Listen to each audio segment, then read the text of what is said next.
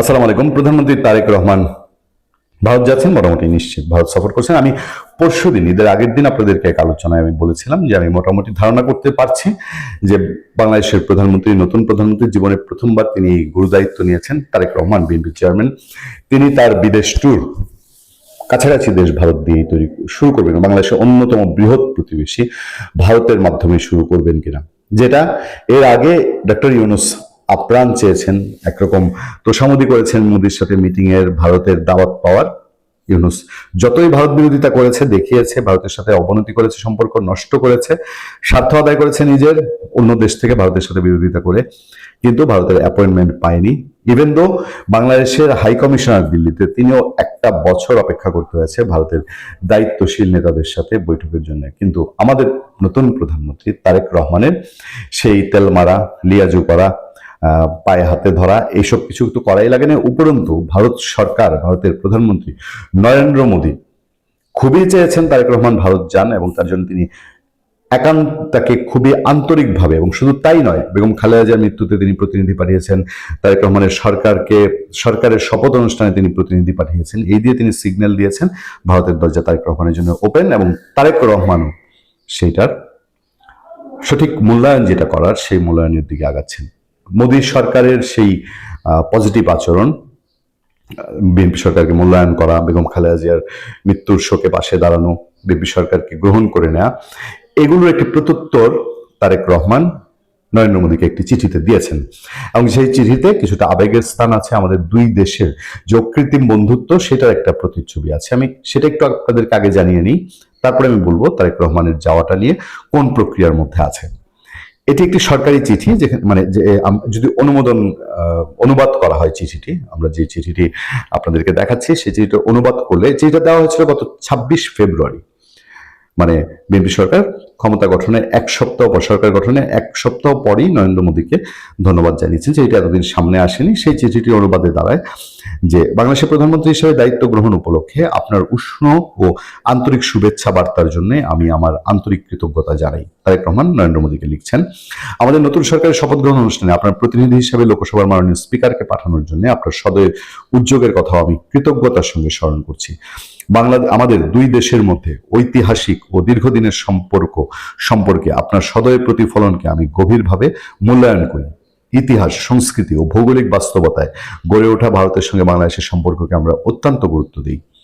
আমাদের দুই দেশের জনগণের মধ্যে উল্লেখযোগ্য মিল রয়েছে এবং তারা গভীরভাবে প্রথিত বন্ধনে আবদ্ধ, যেটা ইউনূস সরকার বারবার অস্বীকার করে গেছে।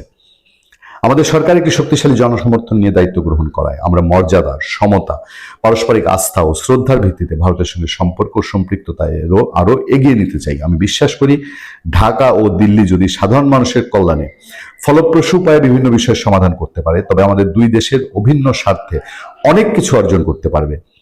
আপনার উন্নত ভারত 2047 ভিশনের কথা মাথায় রেখে আমি আশাবাদী যে আমরা একসঙ্গে শান্তি, সম্প্রীতি, স্থিতিশীলতা ও সমৃদ্ধি নিশ্চিত করতে আমাদের সহযোগিতামূলক কার্যক্রম নতুনভাবে জোরদার করতে পারবো।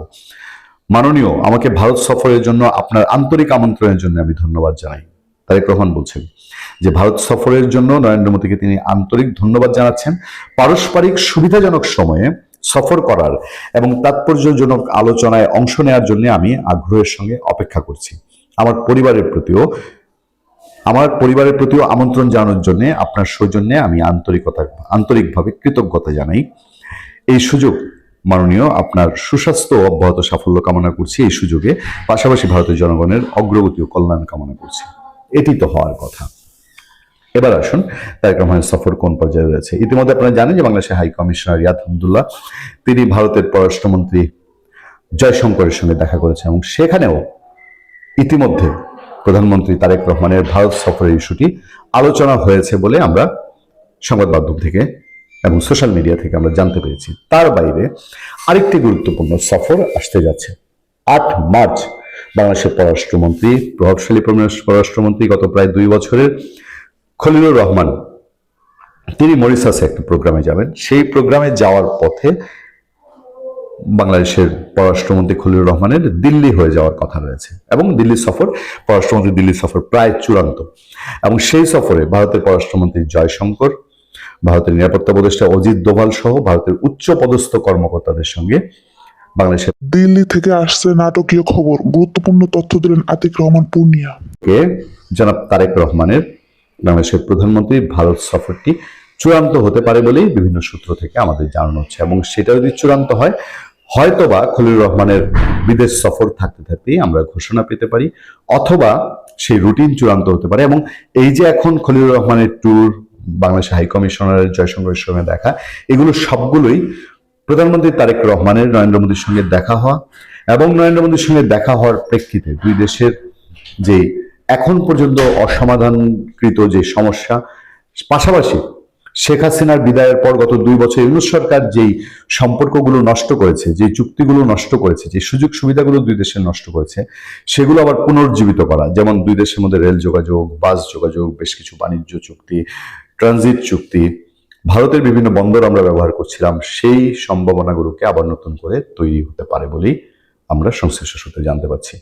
ভালো থাকবেন, সুস্থ থাকবেন। আপনার সাথে আমি আতিক রহমান পূর্ণিয়া।